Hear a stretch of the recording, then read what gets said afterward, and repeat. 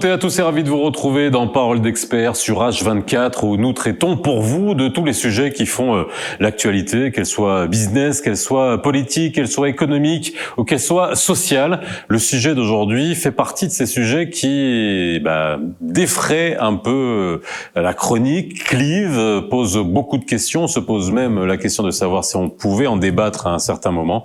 De quoi allons-nous parler aujourd'hui? De l'égalité en héritage. C'est un sujet dont j'ai énormément traité, que ça soit à la radio, que ça soit dans beaucoup d'émissions de télévision et également sur le web. Réforme de la Moudawana en 2004, mais ce sujet a été mis sur le tapis, allez, c'était en quoi, 2014-2015, et aujourd'hui, le sujet est encore une fois remis sur la place publique. Sa Majesté a demandé à ce que la Moudawana soit encore une fois réformée. Ce serait la deuxième réforme de la Moudawana. Sommes-nous prêts pour un autre débat sur l'égalité en héritage? Aujourd'hui, je vous propose d'aller plus techniquement, d'essayer de comprendre, parce que souvent il y a beaucoup de fantasmes et d'incompréhension autour de cette égalité. Et il y a beaucoup de pratiques qui se font notamment à travers les praticiens que sont les notaires. Égalité en héritage, comment ça fonctionne? C'est tout de suite dans Parole d'experts.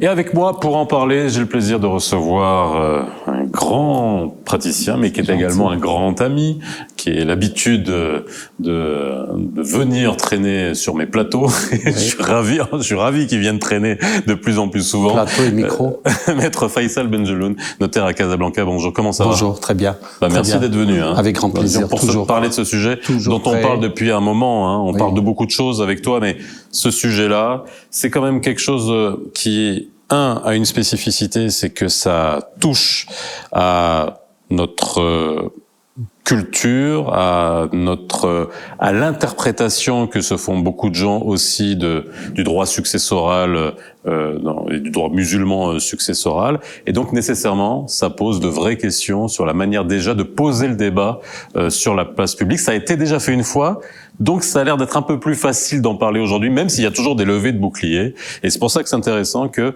on puisse expliquer de manière technique, parce qu'on va pas faire, pour un débat, il faudrait qu'il y ait deux personnes, et là tu es avec moi, ça serait d'expliquer de manière technique pourquoi aujourd'hui on peut et on doit s'attaquer à cette question d'égalité en héritage.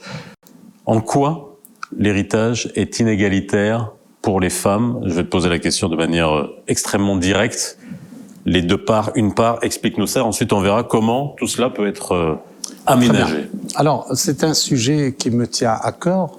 D'abord parce que j'ai, dans ma carrière de notaire, vu une évolution extrêmement importante depuis 1994 à aujourd'hui. Oui, si tu avais vu l'évolution de 1914. Alors, l'évolution, c'est qu'à un certain moment, au début de mon activité, en 1994-95, c'était tabou, pratiquement. Et on pouvait tabou pas en parler. De parler de succession. Et les gens nous disaient, au moment de la discussion sur une acquisition, sur une transmission, sur une gestion patrimoniale, les gens ne voulaient pas. Depuis, les choses ont évolué. Il y a eu la crise économique ou la crise de l'immobilier de 2007. Il y a eu les réformes européennes en 2015 en Europe et dans le monde qui ont fait que les gens ont commencé à beaucoup s'intéresser aux questions de succession. Et il y a eu surtout les drames et les situations dans lesquelles se sont retrouvées certaines personnes, certaines familles marocaines pour des raisons de successoires. Certaines femmes. Oui, bien sûr, filles. Alors le problème essentiel pour moi, c'est d'abord l'héritage des filles. Voilà, avant de parler de l'égalité, parce que je défends plus l'héritage des filles qui doivent hériter directement de leur père, sans l'intervention des oncles ou des cousins. Bien sûr, le grand-père, c'est prévu et il doit rester, mais aujourd'hui, il est bien clair, et après toutes les études, toutes les interventions, que l'héritage des filles est une tradition tribale.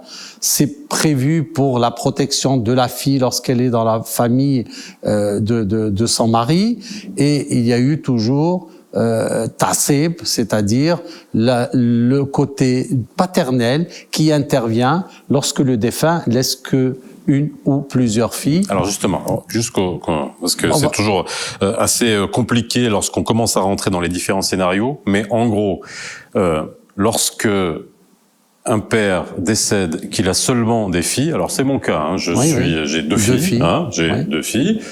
Donc, je vais me poser la question aujourd'hui, on va dire que logiquement, j'ai dit, je décède, donc mon héritage ira directement à mes filles. Et là, non, c'est pas automatique. Alors, explique-nous ce qui se passe et ce qui a pu amener à des drames, justement. Le droit successoral prévoit, bien sûr marocain, que lorsqu'il y a deux filles, les filles héritent 2/3 de la succession. L'épouse, s'il y a une épouse, 1/8, et les parents, 1/6 chacun. Alors, la question ne se pose pas lorsque le père est vivant, le père hérite et le père joue ce rôle du côté paternel pour accéder à la succession héritée.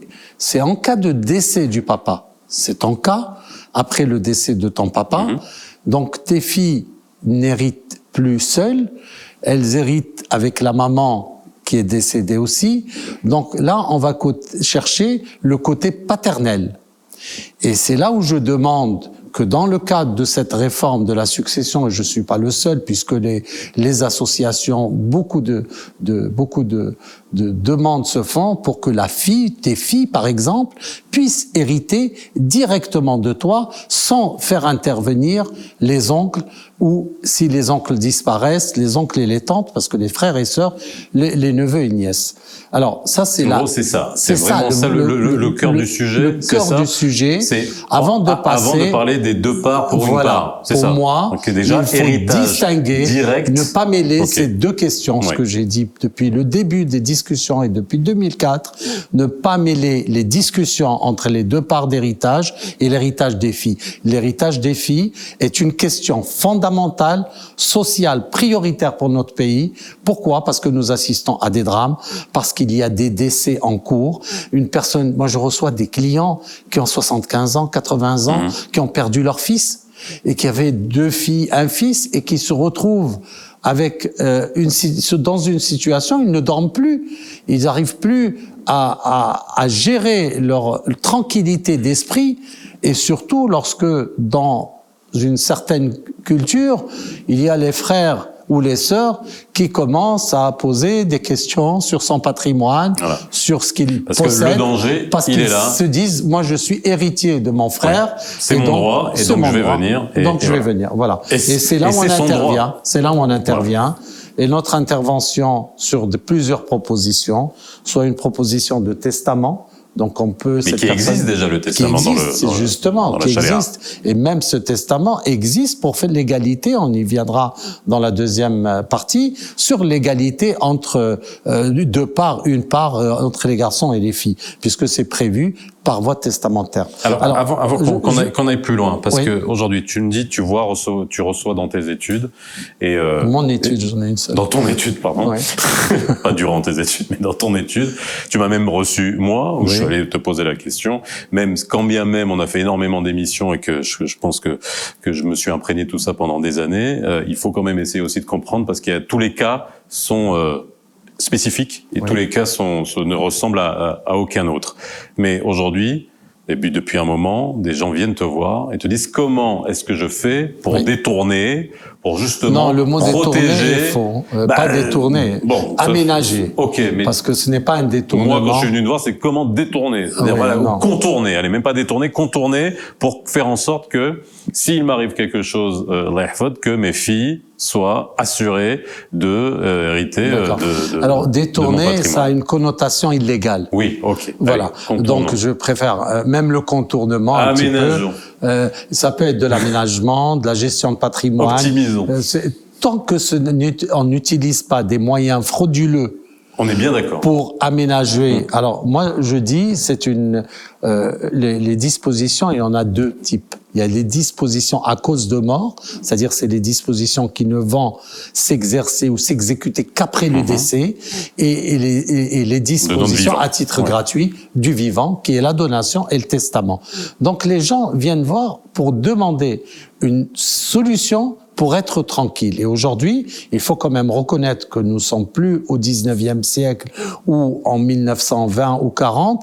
La société, la famille marocaine est devenue une famille mononucléaire, c'est-à-dire une famille mononucléaire qui est autour des enfants, de l'épouse et des parents. Et ce n'est plus une famille tribale. Ce qui fait qu'aujourd'hui, les réflexions sont différentes. Les gens veulent transmettre leur patrimoine et tout ce qu'ils ont gagné pendant leur vie ou ce qu'ils ont économisé à leurs membres de la famille la cellule mononucléaire. Alors, ce que tu dis est extrêmement important parce qu'on a bien vu l'évolution de la famille marocaine, qui est avec le nombre d'enfants par femme a énormément baissé. Alors si on prend urbain vs rural, même dans le rural, ça a baissé. Donc, en gros, toute cette ingénierie successorale qui avait été, et qui notamment est déclinée dans la charia, aujourd'hui, peut-être remise en question, pas remise en question, mais en tout cas repensée pour que ça puisse coller à la réalité sociale du Maroc d'aujourd'hui. Très bien.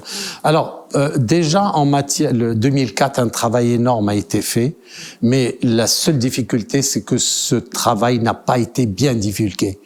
Il y a des dispositions dans le Code de la famille de 2004 qui prévoient qu'on peut faire un testament à ses filles, qu'on peut faire un testament à un garçon et à une fille avec leur accord pour que les garçons et les filles aient la même part. Avec leur accord. Ah, bien sûr, avec leur accord. Ce qui est normal. Ce qui est normal parce que il faut leur accord. Mais aujourd'hui, personnellement, je ne pense pas qu'on va aller à une situation d'égalité des parts en matière d'héritage. Tu crois pas? Pourquoi pas? Parce que ça ne fait pas partie de nos traditions, ce n'est pas conforme à la Constitution, parce que nous sommes un État musulman, de rite malékite, et notre législation est inspirée du droit musulman et du Coran, et il est prévu strictement cette répartition du père, de la mère et des enfants. Donc ça, c'est immuable. Donc, c'est immuable. Pour moi, c'est immuable. Alors, quelle est la solution, je ne pense pas, malgré toutes les discussions, tous les débats qu'il va y avoir, que ce point sera changé. Il peut y avoir une ouverture d'esprit. Il faudra de l'hypocrisie. Non, pas de l'hypocrisie. On peut trouver l'hypocrisie législative pour arriver à quelque chose qui. Mais on peut trouver des moyens juridiques d'aménagement avec des accords. Déjà, la priorité, c'est que les filles puissent vérifier, contrôler, accepter, admettre que les filles puissent hériter seules de leurs parents. Déjà, vous avez enlevé 90% des problèmes de Maroc. Pourquoi? Parce que ce problème se pose au niveau de l'immobilier, se pose à la campagne. Les ministères de l'Intérieur doivent avoir des statistiques dans lesquelles des milliers et des millions d'hectares sont bloqués en raison de ces questions ces questions d'héritage. Il y a d'autres points à discuter. Souvent le cas des femmes dans le rural qui, elles, exploitent les terres et qui n'en héritent pas. Et ça aussi, il y a aussi la question de l'héritage par l'État dans les successions en déshérence où il y a que les filles, on veut faire un testament, mais il y a l'État est toujours héritier lorsqu'il n'y a pas d'héritier réservataire, lorsqu'il n'y a pas de fard. Alors ça aussi, il y a des aménagements à faire. Il y a beaucoup d'aménagements à faire en matière de succession, dans le cadre du testament, dans le cadre des études, de voir ce qu'il est possible de faire pour arriver à adapter le droit musulman, le droit marocain à la situation sociale d'aujourd'hui, qui est une situation de la famille mononucléaire autour des enfants. Voilà, ça c'est la priorité. Et aujourd'hui, la question de l'héritage par les filles et les garçons, c'est une question de choix personnel. Si un papa veut faire un équilibre d'héritage entre les filles et les garçons, c'est son choix. C'est une volonté personnelle. Il a la possibilité. Tous les moyens techniques et juridiques existent, que ce soit par l'usufruit, que ce soit par des donations, que ce soit par un testament, que ce soit par des dons, par de l'assurance. On doit évoluer. On doit évoluer que de rester sur une mentalité archaïque et ancienne et faire un débat, mais tout en sachant qu'il y a des lignes rouges. Ça, c'est mon point de vue. D'autres peuvent dire autre chose. Ouais. Mon point de vue, la ligne rouge, c'est la distribution prévue par le Coran. Merci beaucoup, Maître Benjeloun, d'avoir donné ton avis sur le sujet d'un point de vue extrêmement technique. En tout cas, voilà, il existe aujourd'hui des moyens, et notamment lorsque vous allez chez le notaire, pour pouvoir faire en sorte que votre patrimoine, que votre succession soit organisée, mais de votre vivant. Et ça, tu l'as dit, depuis 1994, les mentalités ont changé. Avant, on ne pensait même pas, sauf certaines grandes familles avec beaucoup de patrimoine qui organisaient leur succession, on disait on n'avait même pas envie d'en parler. Là aujourd'hui, c'est aussi une évolution de la société qui commence à parler, à essayer d'anticiper sa succession. Merci d'avoir été avec nous. N'hésitez pas à réagir, nous poser vos questions sur ce sujet. N'oubliez pas de liker et de vous abonner à notre chaîne YouTube. Et on se retrouve très vite dans Parole d'experts sur H24.